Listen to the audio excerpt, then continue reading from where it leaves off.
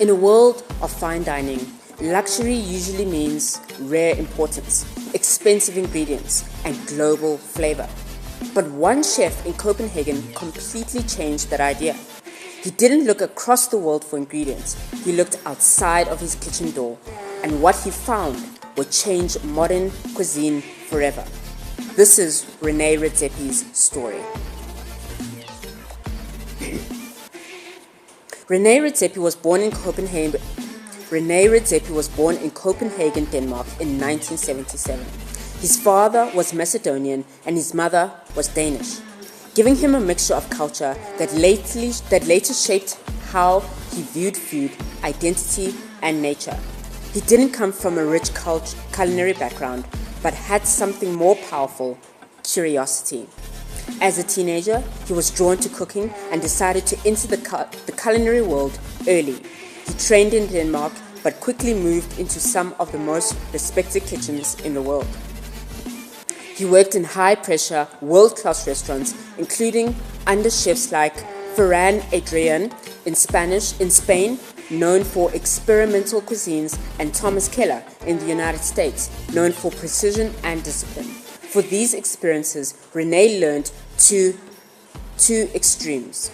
Number 1, creativity and experimentation. Number 2, precision and excellence. But he still felt something was missing. Even after these skills that he learned, it's like, there's something missing here, and I've got to change it. And let's see what he does. How does he change it? In 2003, Rene Redzepi was a co-founder at a restaurant in Copenhagen called Noam. At first, it was a small fine dining restaurant like many others, but Rene had a radical idea. He instead of competing with French or global cuisine, he wanted to create something that belonged only to Scandinavians. He also asked a question that changed everything. Why are we importing food from around the world when we don't even fully understand our own land? That is a very good question. That question became the foundation of a revolution. At Noam, the rules for fine dining were written. Instead of luxury imports like truffles, foie gras, or caviar, the kitchen focuses on what was local and seasonal. They began using wild herbs, edible flowers from the forests, seaweeds and shellfish from Nordic waters, mushrooms, berries, and roots from the land, fermented and preserved ingredients shaped by Nordic winters, even insects and foraged coastal plants. Chefs would go out into their nature themselves, foraging, learning, and understanding ingredients at their own source. Now, I love that he actually asks the question, like, why don't we use things in our backyard rather than buying expensive ingredients? Because we can revolutionize the world just by buying, just by using the ingredients that we have in our backyard and revolutionizing it and making it even better than what we could make it if we bought the ingredients. Rather use what we have, and then we revolutionize it going forward, which is absolutely beautiful. The kitchen became part science lab, part wildness expedition. At first, people didn't understand it, but then something incredible happened. Noam started winning global attention. It was named the world's best restaurant multiple times and became one of the most influential restaurants in history. Noam's philosophy is all about food comes from where you are.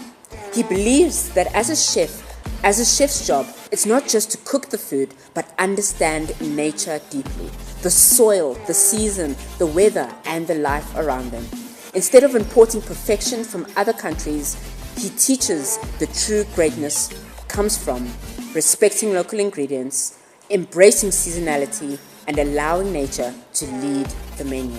For him, cooking isn't about control, it's about discovery. He often says that a chef should think like an explorer, always searching, always learning, always asking what the land is trying to give you. His philosophy is what made Noam the most loved restaurants in the world. It became a way of thinking, a reminder of the most powerful flavors in the world are often already around us, We just have to pay attention. So how did Noam become so globally, inspired and translinked that everyone started drawing towards it and actually loving it for what it is? René didn't just create a restaurant. He created a movement called New Nordic Cuisine. A movement changed how chefs around the world think about food by prompting it. Local sourcing instead of imports, seasonality instead of constant menus, respect for nature and ecosystems, deeper storytelling through ingredients. Restaurants everywhere began to rethink their identity because of Noam. Every high-end chef started asking, what is our local food story? And it's becoming big every single day in every single restaurant. It's starting to change the dynamic of how we see food, how we see our ingredients. If you've got basil growing in your backyard, or if you've got rosemary or thyme growing in your backyard, those are something that you can use as well. Plant things in your backyard so that you can use them in your dishes and revolutionize the way that you see food and the way that you see how people see food in a different way. Here are some of the challenges that René Redzepi actually faced when building his restaurant, Noam. So Noam's journey wasn't always easy. The restaurant was reinvented itself multiple times, even closed and reopening in new forms, constantly pushing boundaries instead of staying comfortable.